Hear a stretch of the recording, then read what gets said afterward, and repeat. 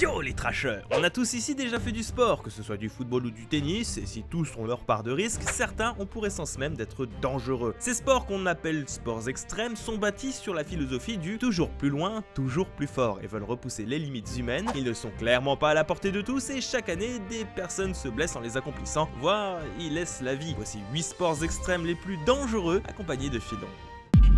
Le stock car. Mais pendant la prohibition, il est né grâce à la mafia. Et oui, afin d'échapper à la police, les gangsters prenaient pour habitude de modifier de vieilles autos pour les rendre plus véloces. Et comme c'était plutôt marrant à faire et à voir, des compétitions illicites se sont organisées entre mafieux. Le public s'y intéresse et les constructeurs automobiles aussi. Petit à petit, ces courses de stock car, comprenaient des courses entre voitures de série modifiées, se sont répandues et ont acquis avec le temps un caractère légal. Aujourd'hui, ce ne sont plus tellement des voitures de série vu la tronche de ces bolides, ce qui a tendance à faire râler pas mal de puristes du stock car. Pourquoi est-il plus dangereux qu'un autre? Très bien, imaginez un circuit ovale dont les virages sont inclinés pour pouvoir prendre un maximum de vitesse. Ceux-ci sont fermés pour éviter les sorties de piste. Vous prenez 43 grosses bagnoles comme les adorent les Américains et vous les mettez en paquet sur la piste. La course dure en moyenne 4 heures pendant lesquelles les pilotes font des pointes à 320 km/h, en étant à peine à 1 ou 2 mètres de leurs concurrents. Forcément, au bout d'un moment, c'est logique qu'on arrive à ce genre de truc assez monstrueux et sacrément dangereux.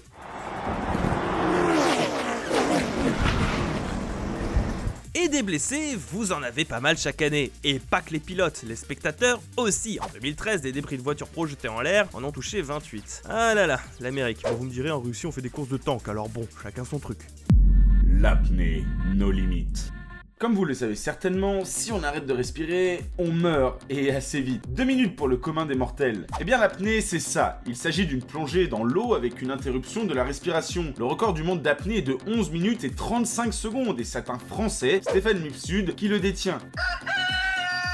Ce qui nous intéresse ici, c'est l'apnée qu'on appelle no limit. Le no limit est une discipline de l'apnée dans laquelle le but est de descendre, par tous les moyens possibles, le plus profond sous la surface de l'eau. La seule limitation étant évidemment de ne pas respirer. Le record de la discipline est détenu par l'Autrichien Herbert Nitsch à 214 mètres de profondeur. Lesté par un poids, l'apnéiste se laisse descendre le long d'un fil, puis est remonté le plus rapidement possible par un ballon d'hélium à gonflement instantané qui le ramène à la surface. La pression appliquée sur votre corps est tellement grande à cette profondeur que vos poumons font la taille d'une mandarine et que vos yeux sont complètement renfoncés dans leurs orbites, vous donnant un look de mort-vivant magnifique. La pratique est considérée tellement dangereuse que pendant de longues années, les records n'étaient pas homologués par la fédération d'apnée qui ne voulait pas encourager cette pratique. Et encore aujourd'hui, l'apnée no limit ne fait pas partie des disciplines de compétition. Je n'ai pas besoin de vous faire un dessin, descendre le plus profondément possible dans un milieu où on ne peut pas respirer et où chaque microseconde compte sous peine de perdre connaissance et de lâcher le filin et ne jamais remonter me semble assez descriptif.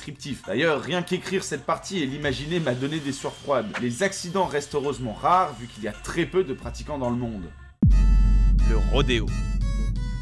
Né vers la fin du 19e siècle, le rodéo est un des plus vieux sports extrêmes du lot, dérivé du nom espagnol désignant les cow-boys, rodéar, signifiant entouré dans la langue de Rafael Nadal. Cette pratique est née des cow-boys qui, une fois leurs travaux de gardiennage terminés, se sont réunis pour se donner un spectacle entre eux, histoire de compléter leur salaire assez bas. Le sport a pris de plus en plus d'importance et les spectateurs sont devenus de plus en plus nombreux et de plus en plus curieux. Le premier événement rodéo date de 1872 à Cheyenne, dans le Wyoming. À cheval ou sur le dos d'un taureau, on peut regrouper les 7 épreuves de rodéo en 2 catégories. Le Rough Stock, où les cowboys sont jugés en fonction de leur performance, c'est l'épreuve la plus connue, la plus dangereuse, celle où vous devez monter à cheval ou sur un taureau et tenir 8 secondes sur l'animal déchaîné avec une seule main, et les Timed Events, qui sont les épreuves chronométrées de capture de taureau à main nue ou au lasso, en solo ou en équipe.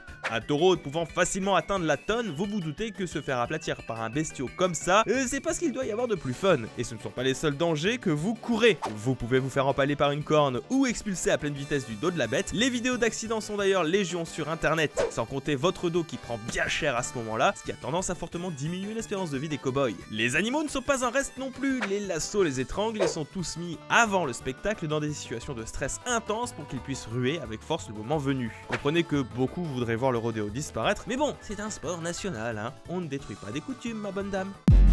Le base jump. Symbole des sports extrêmes dont il est la vitrine, le base jump a été créé par Carl Bönnich en 1978 qui s'est basé, lol, sur les sauts en parachute des militaires, sauts qui se faisaient dans le stress et la galère en temps de guerre. À la différence du parachutisme où le saut se fait depuis un objet en vol, le base jump se pratique lui depuis des objets fixes dont la hauteur varie mais forcément plus limitée que dans un saut classique. Le mot base est en fait composé de 4 initiales qui désignent les points de départ des sauts. B pour bâtiment, A pour antenne, S pour span, les ponts en français, et E pour earth, ce qui est terrestre. La hauteur d'un saut varie entre 1500 mètres, où t'es large pour ouvrir tes parachutes, et 50 mètres qui est la hauteur minimale pour qu'un parachute puisse s'ouvrir. En gros, si tu perds un quart de seconde, tu t'écrases au sol. Une des philosophies du base jumping est d'ouvrir le parachute le plus tard possible pour que la durée du saut soit la plus longue. L'autre grand principe du sport est que le jumper est en totale autonomie et responsable de ses actes. La législation est pratiquement inexistante et rien ne vous interdit d'acheter un parachute et partir sauter d'une falaise demain, même si vos chances de survie sont à peu près équivalentes à la probabilité que Léo arrête d'apprendre. Ce sport est aussi généralement associé à d'autres sports extrêmes tels que l'alpinisme ou l'escalade pour atteindre les meilleurs spots. Vous vous en doutez, ce sport est extrêmement dangereux. Sur 8000 pratiquants dans le monde, on note une trentaine d'accidents graves par an, les accidents graves étant évidemment dans la grande majorité mortels. Le parachute souvent trop tard n'est pas le plus grand danger. En fait, c'est surtout le risque de heurter la paroi de laquelle on saute qui est dangereux. D'ailleurs, fait cocasse, le fondateur du base jump s'est tué 6 ans plus tard lors d'un saut en Norvège. Pas la meilleure pratique pour profiter de sa retraite. Le street luge. Dans les années 70, des skateurs américains du sud de la Californie se sont dit qu'ils allaient quand même vachement plus vite en se couchant sur leur planche plutôt que de rester debout. C'est comme ça que le street luge est né. Alors évidemment, avec le temps, la technique s'est améliorée, les skates sont devenus bien plus grands, 1m50, les lugeurs portent tous un même casque et des mêmes combinaisons que les courses de moto GP. Les semelles sont renforcées avec de la gomme de pneus, comme les voitures, et en même temps c'est normal, amusez-vous à freiner avec vos pieds à pleine vitesse, spoiler, et ça fait chaud. Les pentes sont aujourd'hui étudiées pour offrir une vitesse de pointe régulière, aux alentours de 150 km/h, ce qui, au ras du sol, procure des sensations de vitesse ébouriffantes. Techniquement, les courses sont strictement réglementées et les routes doivent être fermées par arrêté préfectoral. Cela dit, en France, le street luge n'est pas pris en compte par le code de la route, ce qui laisse un sacré vide juridique là-dessus. Je crois que j'ai pas trop besoin de commenter davantage, et vous voyez à quel point la pratique de ce sport est risquée, a fortiori si la route est ouverte à la circulation. À 150 km/h, percuter quelque chose avec votre board équivaut à une chute de 88 mètres à la verticale. Voilà. Le lapining.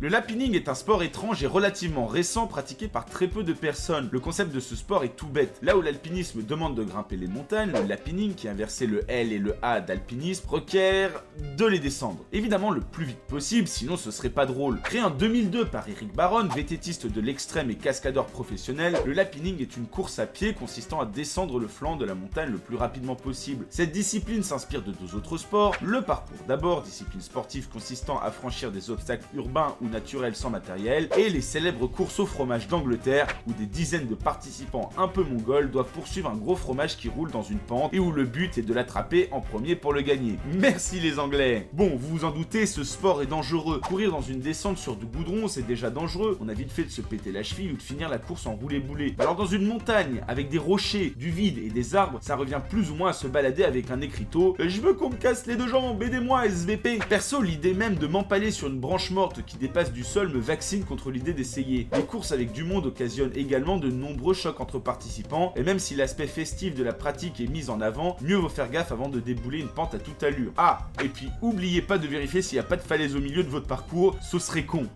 Le wingsuit. Le wingsuit est un dérivé des sports de parachutisme et du base jump, sûrement le sport extrême le plus impressionnant à regarder. Le principe est le même que celui du base jump, sauf que les pratiquants sont équipés de wingsuit, ces combinaisons ailées qui permettent de planer en se gonflant d'air. Le premier utilisateur de wingsuit est Clemson, un parachutiste américain qui effectue le premier vol en wingsuit en 1935. Il se tue 2 ans plus tard sur un autre saut, mais l'idée ressurgit dans les années 90 avec des matériaux modernes. Sans vrai danger quand il est fait dans le cadre d'un saut en parachute classique, le wingsuit devient sans aucun doute le sport le plus dangereux du monde quand pratiqué avec le base jump, car son but devient de coller au plus proche de la surface, augmentant donc les risques au maximum. Proximité avec la surface, instabilité générale, puisqu'il suffit de faiblir sur un des bras pour vous écraser plus bas, et technicité maximale. L'association de paralpinisme recommande, encore une fois aucune législation, 200 sauts de falaise minimum avant de pratiquer le wingsuit. Sachant que les sauts en falaise demandent d'abord 400 sauts depuis un avion, c'est quand même réservé à l'élite des base jumpers, qui sont déjà l'élite des parachutistes. Le wingsuit, malgré ses dangers, reste ce que l'homme a de mieux pour ce fantasme classique de voler comme un oiseau. L'escalade en solo intégral. intégrale. Sous ce nom complexe se cache une pratique spécifique de l'escalade. Ce sport sans vrai danger, bien qu'impressionnant, qu'on a tous déjà pratiqué au moins une fois, est très populaire aujourd'hui. L'escalade en solo intégral pousse la philosophie du sport au maximum et au plus simple. Il s'agit d'arriver au sommet. Grimper, oui, mais sans rien, tout seul, et avec pour seul matériel vos chaussures et votre talc, et surtout, sans être assuré. Oui, sans assurance. Vous tombez, vous êtes mort. Votre seule assurance d'arriver au bout, c'est votre capacité à ne pas tomber. Aucune sécurité. Et vous vous doutez bien que les grimpeurs de solo intégral ne se contentent pas de faire l'ascension de voies faciles. Non, ils partent souvent dans des voies dont la difficulté est supérieure au 7, un des niveaux les plus difficiles en escalade. Pour comparaison, ça revient à peu près à faire Dark Souls avec un mode augmentant la difficulté et sans avoir le droit à une seule mort, sauf que là si tu meurs, bah t'es mort en vrai. La concentration requise pour cet effort est tellement importante que la plupart des grimpeurs de solo intégral disent ne même pas penser à la hauteur de la voie dans laquelle ils progressent, sous peine de se déconcentrer et de mourir instantanément de chute. Une prise après l'autre, sans réfléchir, focalisé sur l'instant présent. On peut y voir le sport extrême le plus dangereux potentiellement, mais aussi un des plus beaux et un des plus zen. Le grimpeur, la paroi, le monde, et c'est tout.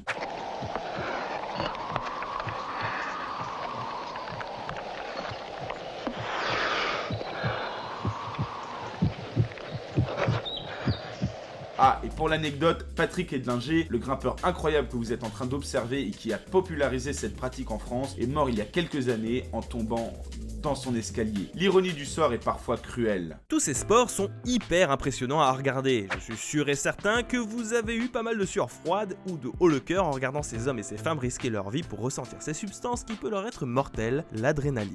Être aussi proche de la mort et jouer avec sa vie est aussi une partie du jeu dans l'histoire. Et je sais aussi que certains d'entre vous rêvent de pouvoir un jour s'élancer en wingsuit après avoir gravi une montagne sans protection aucune. Nous, on n'est pas là pour vous en empêcher. Faites-le. Seulement attention, renseignez-vous pour exercer ces sports dans un cadre le plus sérieux du monde. Il existe évidemment des fédérations pour ces sports. Ils demandent des heures et des heures d'entraînement, alors ne soyez pas idiots et faites ça dans les règles. Ce serait un peu bête que votre premier saut soit aussi le dernier. Dites-nous en commentaire quel est le sport extrême qui vous fait le plus rêver, même s'il n'est pas dans cette vidéo. Pensez au pouce bleu et à vous abonner. Et en attendant la prochaine, je vous dis tchuss.